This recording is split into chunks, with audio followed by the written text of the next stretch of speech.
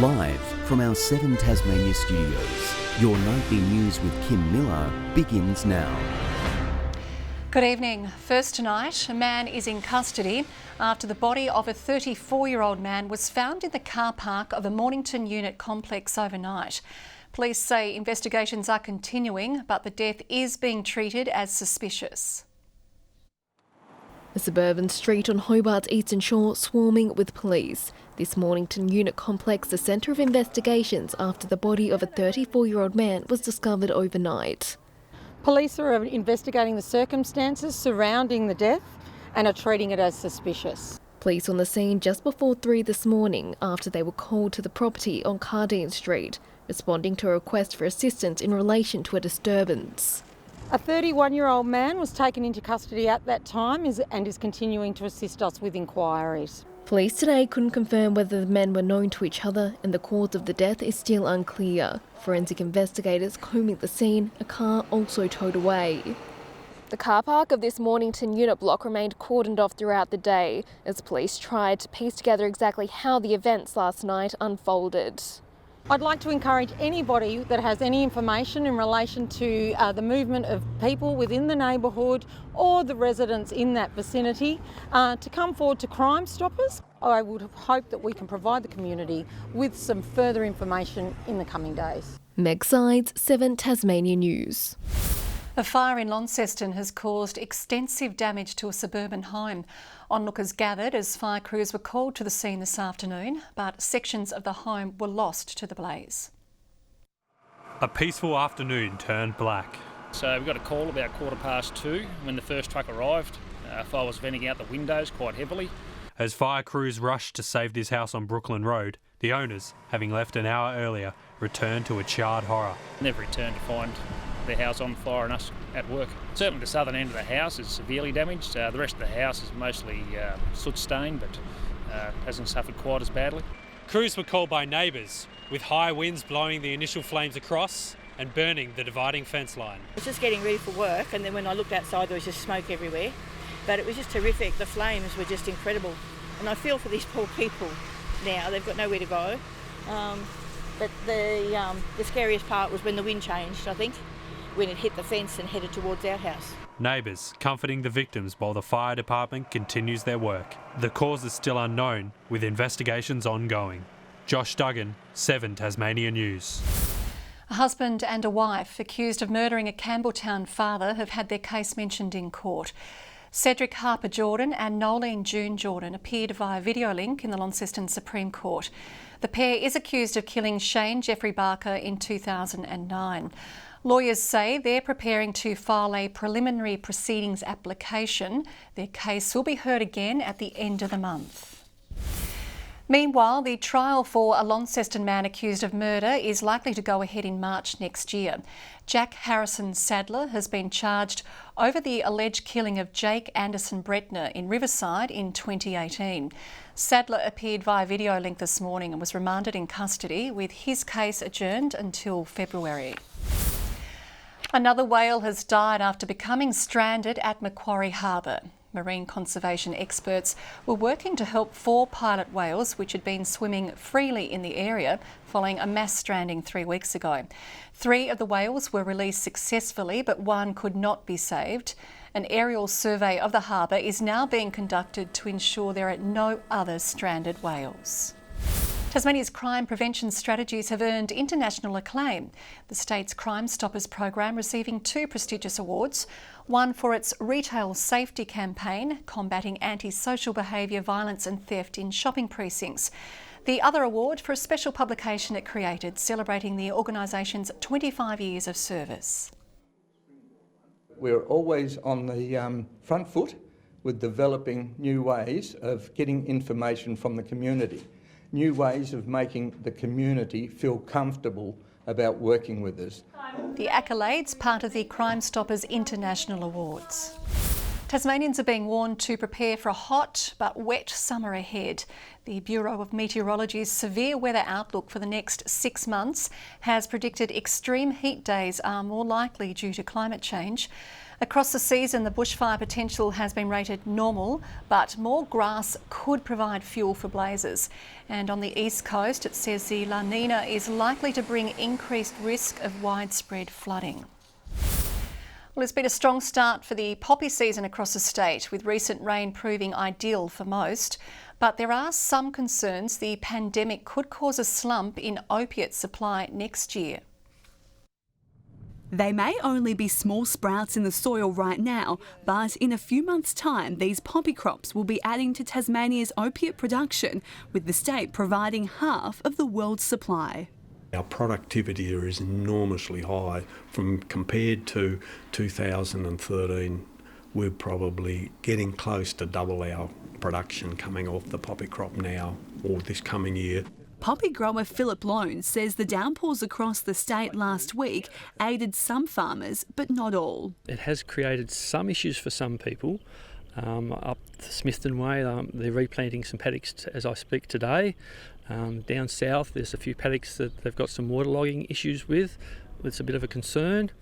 Sun Farmer, who oversees production of 4,000 of the 10,000 hectares of opium poppies grown in the state, anticipates the pandemic will present some challenges. We have seen in the forecast for the next 6 months that there will be a decrease in trading conditions. We are quite keen to see what December and onwards brings in terms of the US elections and also in terms of a vaccine as well.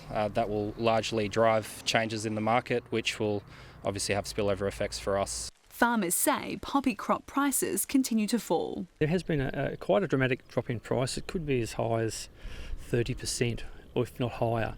But despite the price drop, the season has a sunny outlook. If we keep getting nice timely rains, the crop will get away and hopefully it'll turn into a good season for us. Letitia Wallace, 7 Tasmania News. An independent review has found a decision to import potatoes into Tasmania from a South Australian company was justified. Local farmers had raised concerns over the interstate import, saying it could ruin the industry. The report, revealing the decision to grant an exemption, was technically sound, but made recommendations to reduce the risk of disease. Biosecurity Tasmania will now work to ensure future permit processes are more transparent. Well, one of the state's pro athletes has taken on a challenge the size of Mount Everest, literally. Nathan Earl riding up and down the same hill 48 times in a row to climb the same height as the world's tallest mountain. There was no turning back for Nathan Earl, who just had to go as soon as the clock started ticking. The challenge is known in cycling circles as Everesting, 8,848 metres of climbing, the same as Mount Everest. Nate's a good Aussie boy in that he's had a bit of fun, he's kept great humour throughout the day. He needed it. The climb near Kingston is one of the state's steepest. Motivation, there was plenty. His team contract is in danger after injuries and a scaled-back international season. Plus, he raised thousands for Glenorchy's Migrant Resource Centre, making this moment special in every way. And a hug from his most cherished support crew. The pace I started at was the pace I needed to finish at. And you just need to be able to not blow to pieces, basically, and do the same effort for over 7 hours. Incredibly, Earl's time of sub 7 hours and 15 minutes is among the top 5 in the world. This was a pretty unique sort of an effort, and it just started taking its toll on me, I think, after 5 hours, but I managed to lift the pace a little bit. Earl had a very good friend in Ben Bradley, who completed most of the gruelling challenge alongside him. And that sort of thing for him, so the stopping helps as well, whereas he's gone out and done the whole thing and obviously not stopped. Tasmanians who reached into their pockets were just as generous. We even had an old gentleman on the climb today who gave us $20 cash when he heard what we were doing, so I'll be sure to donate that and not spend it on beers. I think I'll get into trouble. No doubt someone will shout after a super effort like that. Tom Johnson, 7 Tasmania News.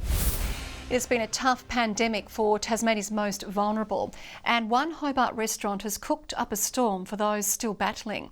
It's donating pizzas to multiple homeless shelters in honour of a National Week of Poverty Awareness.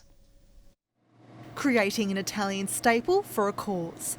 These pizzas straight out of D'Angelo's restaurant's oven and into the mouths of those in need of a hot meal. It's been great. All the staff are all gone on board, and it feels nice to give something back to the community. The popular food spot, teaming up with Support Services City Mission and Colony 47 to deliver 30 pizzas to shelters across Hobart, while marking the start of Anti-Poverty Week, now more important than ever following hardships faced due to the COVID-19 pandemic.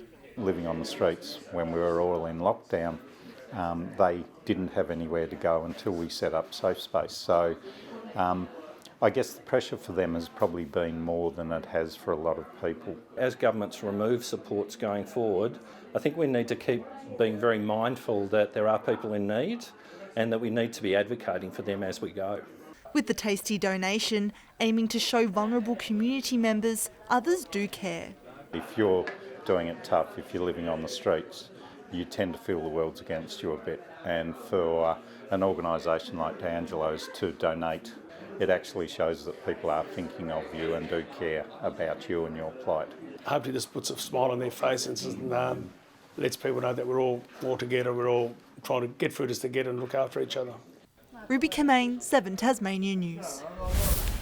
After partially closing for nearly 2 years, Hobart's bus mall in the CBD has finally reopened following major upgrades. Shelters have been replaced, footpaths widened and extra seating added in a bid to get more commuters out of their cars and onto public transport. Commuters really deserve having good facilities because every person who's catching a bus is taking one car off the road and helping us with our congestion. $1.6 million has been invested into the project. Well, Tasmania's top draft prospect has been recognised with the Matthew Richardson Medal for Rookie of the Year. Clarence's Ollie Davis is now being scouted by clubs after averaging 20 disposals this season. With a fist pump from his coach, Ollie Davis became the state's brightest rising star, named this year's Matthew Richardson medalist. Very humbling to win this medal, and especially with a few of the greats winning it before me. The man behind the medal delivered his own message. So congratulations again, Ollie. Good luck with your life and footy journey. Despite being only 18, Davis laid more tackles than any other player this season. He was also in the competition's top 10 for handballs and disposals. Unlike previous years, Davis mixed it with the men throughout, as the underage Tassie Devils program was shelved. I've grown as a player, and especially mixing with a few of the older boys and learning off some new people has really helped me grow. Next is the draft. Davis says he's been in contact with numerous clubs. His performance on the field has been so consistent, I just can't see how they can't take him. So fingers crossed that it goes his way in the next month or so. And Olympia has had its most important win of the year. Bonnie Davies ran onto a superb pass at Warrior Park, hitting the sweet spot to seal the win and, if all goes to script, the Women's Super League title as well. It was a bit scrappy and a bit of a messy game, but that's how it ends up being against Everest. With their biggest threat now covered, the Warriors need to win just 2 of their last 3 games to guarantee the title, something they are expected to do. Tasmania remains under huge pressure in its Sheffield Shield clash against Queensland. The Bulls were finally bowled out around 3 o'clock this afternoon after piling on 529 runs. Michael Neser brought up his maiden first-class century after swatting away Riley Meredith for 4. He was eventually dismissed for 121. Tasmania lost Alex Doolan, Charlie Wakem and Ben McDermott for just 26 runs combined. At stumps on day 3, Tasmania trails by 193 runs with 7 wickets in hand, and Jordan Silk and Jake Doran at the crease.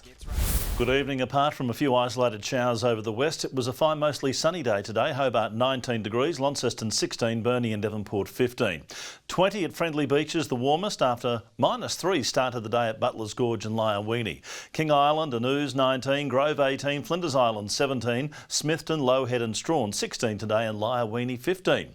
Thin high cloud moved over us today, however thicker, more consolidated cloud gathered over the west coast. Cloud with a cold front is to our southwest. Convective cloud with thunderstorms is over eastern parts of Queensland and New South Wales. More activity is over central WA. High cloud extends over South Australia. Tomorrow, the cold front will cross over the Tasman Sea as a high forms over Tasmania. Troughs linger over the mainland. The northwesterlies will turn southwesterly from the west during the morning before easing to 10 to 20 knots. More easterly, though, through Bass Strait. Swells to 4 metres. Strong wind warning, that's for all waters from Cape Portland to Sandy Cape. A moderate flood warning for the Macquarie River. A minor flood warning for the Jordan and Meander rivers. Forecast for tomorrow. Hobart, possible early shower and 15 degrees, 14 the top for Adventure Bay with winds easing, partly cloudy for Tarraleah and 14. Launceston, a top tomorrow of 18 degrees and mostly sunny. Devonport 17, 18 the high for Bridport. Burnie can expect 16 degrees and a sunny day. Strawn the same, 16 for Marrawar, bit of cloud about but fine. St Helens tomorrow mostly sunny and 15. Swansea the same and 16 the top for Whitemark on Flinders Island. On Wednesday, a possible late shower over the northern half, fine elsewhere after a morning frost. Showers extending throughout on Thursday with winds shifting southwesterly in the afternoon. Fine and partly cloudy on Friday, maybe a shower over the northwest and King Island in the afternoon or evening. Mostly sunny in Perth and Adelaide tomorrow, drizzle at times for Melbourne, a possible shower in Canberra, but fine in Sydney and 27, partly cloudy and 28 in Brisbane. Partly cloudy in Hobart, 14, 13 in Launceston. In Devonport right now it's 12 degrees. People at home don't know that Kim and I have clashed severely tonight, but luckily it's only in our clothing colours, Kim. And that's the only time we clash, isn't it, Murph? We get on just perfectly splendidly.